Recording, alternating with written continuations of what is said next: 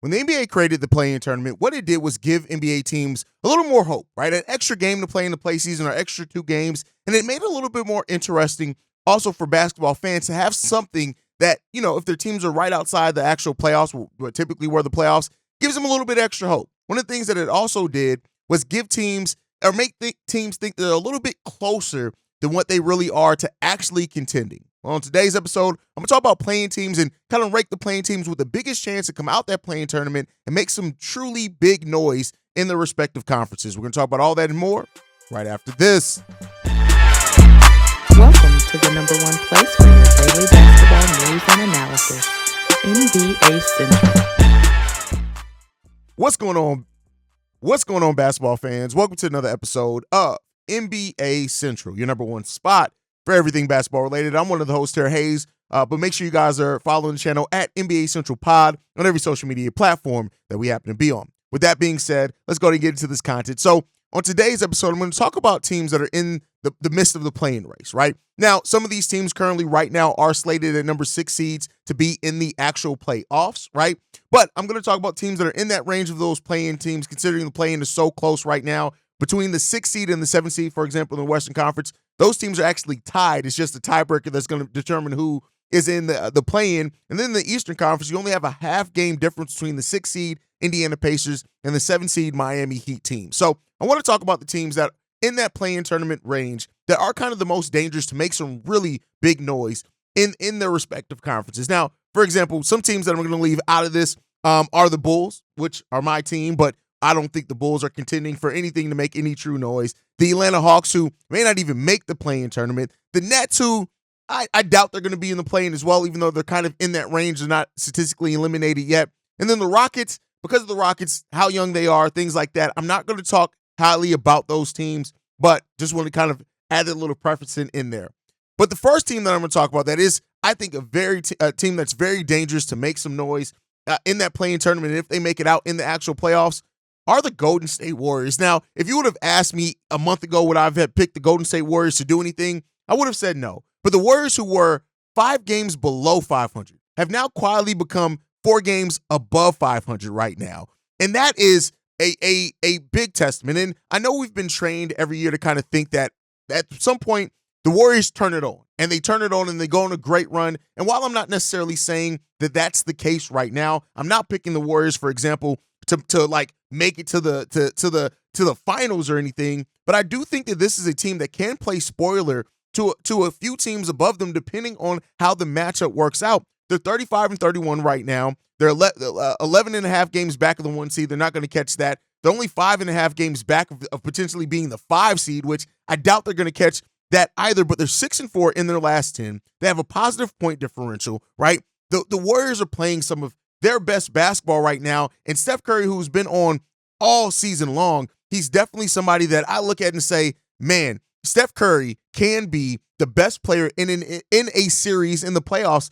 And if you have that, you know that you have the possibility of winning the team. Now, things are starting to fall in place a little bit for it, right? When you look at how the Warriors season went, the fact that Draymond Green was suspended twice, right? That Klay Thompson had to adjust to being off the bench, which he's done very well. Chris Paul's missed plenty of time for them as well. But then you look at Kuminga.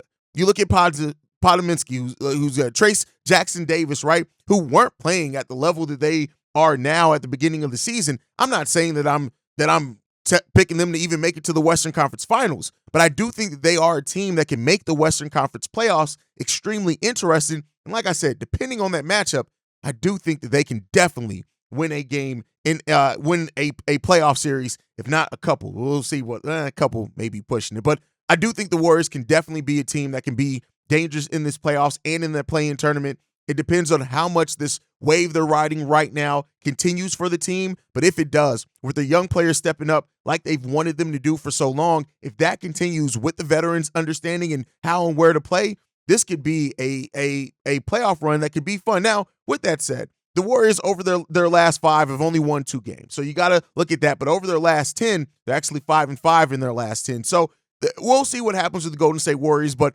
it may call it old thinking or whatever you will. I'm just always kind of trained to think that the Golden State Warriors are actually 6-4 in their last 10 can always be a team that can make it interesting in the Western Conference Western Conference playoffs, but we'll see what happened with that one. The next up is the Miami Heat. Now, we know the Miami Heat had their Cinderella story last year, going from play-in to NBA Finals, and that's been great to see the team be. That was great to see the team be able to go on that type of run.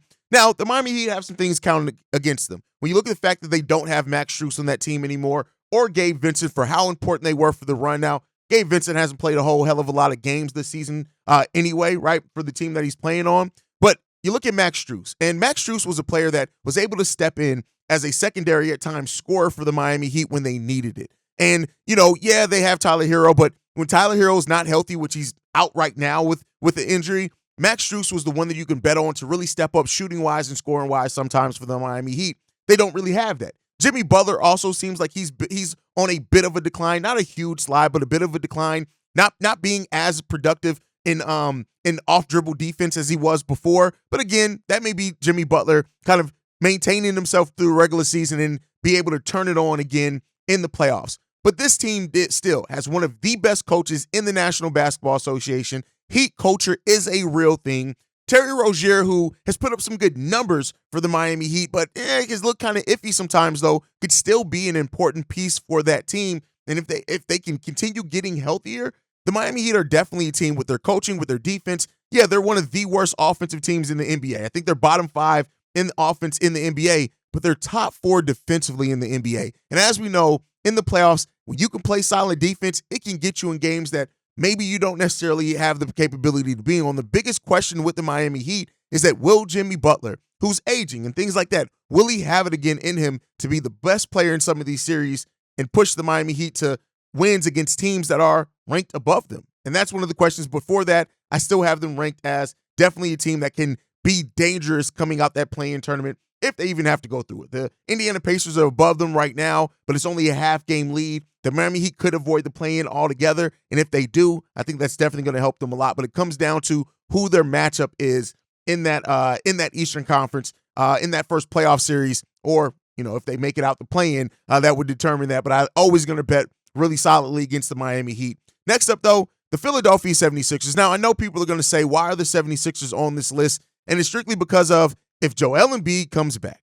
It's all about Joel Embiid. If he comes back and he's fully healthy and doesn't rush it, we know he's trying to rush it. If that health is not a concern for Joel Embiid, in that when you look at the rise of Tyrese Maxey, yeah, they have some questions on their roster and things like that, like Tobias Harris. But this is a team that, with having somebody who was, in many people's thoughts, was the leader for MVP before he went down. If those things happen and he comes back and he's fully healthy, I put him right up there with any team able to make noise, whether they got to go through the play-in tournament or anything else.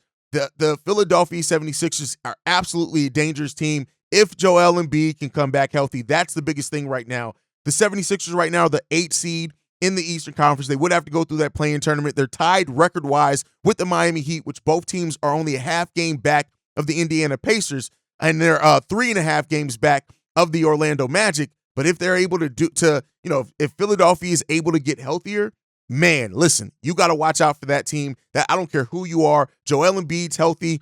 He's the best player on the court more times than not. The Sixers have a chance to win any playoff series, any playing game that they're in. They're a danger to do that. Next up on my list, some people may be surprised to have them ranked above some of the other teams on this list, and that's the Los Angeles Lakers, man. Listen, the Lakers are a difficult team to really peg, right? Right now, they're the 10th seed in the Western Conference. They're actually on a 2-game losing streak. They're 5-5 in their last 10. But there's something about this team, right? Especially with Anthony Davis, if he's able to get fully healthy, which he has his own injury concern right now. I think he has an eye injury right now. But if this team is able to get all healthy, Gabe Vincent, who's still out right now, you still got Christian Wood, who's out, who wasn't really in the rotation anyway. But if you can get Cam Reddish, you can get Gabe Vincent, you get Anthony Davis and LeBron James all back healthy for this team because of LeBron and who he is and how AD was playing on both sides of the ball, at points this season, I definitely think that they're a team that can still make it interesting in the playoffs, whether they have to go through the play-in tournament or not. So, that's the biggest question with them, I think, are health. If they're both healthy, man, I don't know, because they'd have to go through the play-in, if they have to face off against the Denver Nuggets or a team like that, how much you want to favor them. But, it's not all done. The regular season's not done either for the Los Angeles Lakers. Like I said, everybody's really close. Even though they're the 11th seed, They're only 3 games back of the Sacramento Kings for the 6th seed. Everybody's kind of bunched in there in the Western Conference, but if they have to face off against the OKC Thunder, Denver Nuggets, maybe it'll be some difficulty there if they make it out that play-in tournament. But I definitely think the Lakers are still definitely a team that's dangerous. Now, health is a big concern for them, and we'll see. The lack of depth that they have there are big questions also. But the Lakers, I still think, are a team that could make some noise in the Western Conference, even if they have to go through that play-in. Next up, the Phoenix Suns, right? And I know that the Phoenix Suns suffered a terrible loss yesterday. It's goddamn ugly how ugly they lost. But when you look at this team when they're rocking and rolling, right? You got Kevin Durant, you got Devin Booker. This is a team that, listen, when they're on the floor with Bradley Beal, they have a plus minus of negative 8.4 in 100 possessions. So that is, it is what it is. Now, they score 126 points per game in 100 possessions. So that's just a high-powered offense that you cannot deny. That you can't look at what they have to offer. They have to offer offensively something so amazing. It just comes down to, will they be able to make enough defensive stops? That's the biggest question there, right? Kevin Durant's only missed 7 games so far this season, with his injury history and things like that. Devin Booker's missed 14 games. Bradley Beal's only played in 38 games. Health is another big question for this Phoenix Suns team, but then defense is also a big one for them as well. Can they perform well enough defensively to be able to make it out that play-in tournament and make some noise in the playoffs? That's going to be a big question there for them as well. And then next up, the team that I want to talk about is last team is the Dallas Mavericks. Now, this is a team that has so much talent on it. The talent of the Dallas Mavericks is ridiculous right now. And you look at Luka Doncic and what he's doing right now, 32.5 points per game, 9.3 rebounds, basically 8 assists. It's crazy right now that he's averaged that. And he's already made a conference finals on top of that. The thing is, when it comes down to it, is that will this team be able to do enough? That's the biggest question in this. Will they be able to do enough? Will the trade deadline acquisitions of PJ Washington, Daniel Gafford, with Derek Lively as well being a center down there for them that could do some things, or is that going to be enough defensively for this team? That's the biggest question here, right?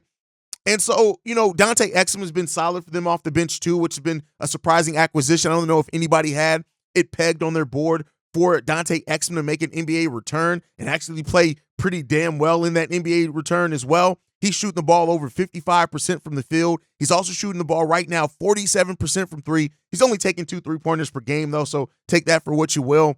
But this team with Kyrie and Luka Doncic, the biggest question is Luka going to be willing to sacrifice enough of his game in the playoffs? So we know he can put up the numbers. There's no question on if Luka Doncic can put up enough numbers. The question is, can he play basketball well enough? Can he make the necessary sacrifices, like I said, to put his team in a position to make it far in the playoffs? Every step of the playoffs that goes, it gets a little bit more and more concerning down there, right? And also, are they going to be coached well enough to be able to make that type of run? That's the questions around the Dallas Mavericks.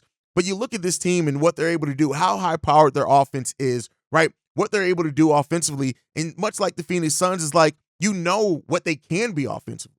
But is that going to be enough? Are they going to be able to have enough defensive stops, so to say, in a playoff series to be able to win and come out of that as you get closer, as rotations shorten up, and as teams have time to just zero in on what you do offensively and try to aim to stop that? That's the biggest questions with this. The Dallas Mavericks right now are the 6th best offense in the NBA, averaging 118 points per game. You can't deny what they bring offensively. But defensively, they're in the bottom 10 of defensive teams. They allow 117 points per game allowed. And if the Dallas Mavericks come up against a team that can play both sides of the basketball in the playoffs, how ugly can that be for the Dallas Mavericks? So you got to see what's going to happen over that time, man. But this is a very talented roster, and the talent alone is a reason why to think they can make some noise regardless if they got to go through that play-in tournament or not. They can definitely make some noise in the Western Conference. And it's just that question. Right now, they sit at the 7th seed. They're technically tied record-wise. The Kings, the Mavericks, and the Phoenix Suns are all tied right now, technically for the 6th best record in the Western Conference. But tiebreakers would determine that matchup. And right now, the Kings would win all tiebreakers. They would be the 6th seed right now if the playoffs were to start today. but there's enough room for there maybe that the Mavericks can avoid that play-in, which I think would be great for them to be at that 6th seed and to take advantage of missing the play-in tournament and getting to face a team that had to go through that play-in. So let me know what you guys think, though, on all of that, man. Am I off my rocker? Am I tripping? Let me know who your guys' biggest dark horse is. I've already said it, a video that we dropped yesterday. To me, the New Orleans Pelicans are the biggest dark horse in the NBA playoffs. But out of these teams that are in the play-in range, which ones do you think have the best chance to make some serious noise and be dangerous in the playoffs? Let me know all that down below. Make sure you guys are following the channel at NBA Central Pod. You can send us any feedback, questions, comments, concerns, NBA Central Show at gmail.com. And then lastly, if you want to leave a text message and our voicemail for the mailbag, 773-270-2799. We are the #1 spot for everything basketball related. And I'll see you guys the next time I feel like making a video. Probably tomorrow. Peace, y'all. This has been a presentation of the Breaks Media.